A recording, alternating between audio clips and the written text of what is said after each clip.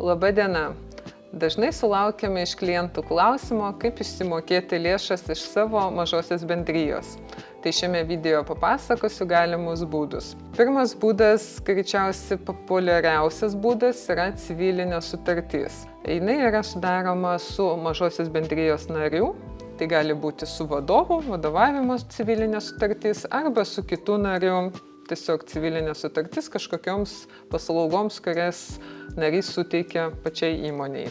Šis būdas kainuoja 15% gyventojų pajamų mokesčio, kurį narys susimoka kitais metais iki gegužės 1 dienos.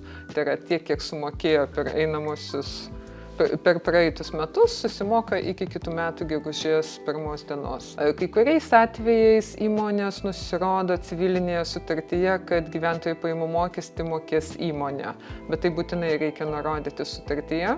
Ir tada yra du būdai. Arba įmonė išskaičiuoja iš civilinės sutarties sumos tą gyventojų pajamų mokestį ir sumoka į VMI, arba sumoka iš savų lėšų, tai yra ant viršaus sumos. Bet tokiu atveju, kai moka iš savų lėšų, tas mokestis yra įmonei neleidžiamos sąnaudos.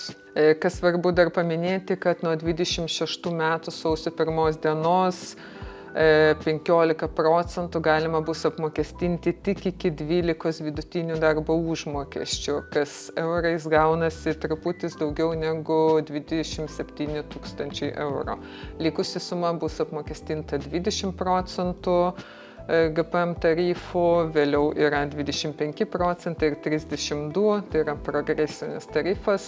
Apie jį plačiau papasakosiu sekančiame mūsų video. Tai keliaujam toliau. Sekantis būdas yra 02 kodu arba kitais vadinamas asmeniniams poreikiams išmokos. Tai šis būdas yra brangiausias pagal mokesčių žiūrint, kadangi yra mokami ir sodros įmokos, ir gyventojų pajamų mokestis. Tačiau žmogus gauna socialinės garantijas, tokias kaip kaupėsi stažas, gauna draudžiamasis pajamas, nuo kurių gali gauti ligos išmokas, motinystės išmokas ir kitas socialinės garantijas.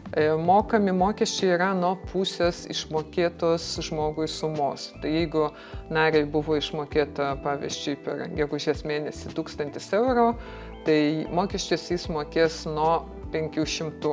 Į ką reikia atkreipti dėmesį, kad jeigu narys nėra draustas kitoj įmonėj, pavyzdžiui, pagal darbo sutartį nedirba arba nėra ligonių kasoj draustas, tai tokiu atveju PSD įmoka, privalomąją sveikatos draudimo įmoka, turi būti mokama nuo minimalios mėnesinės algos.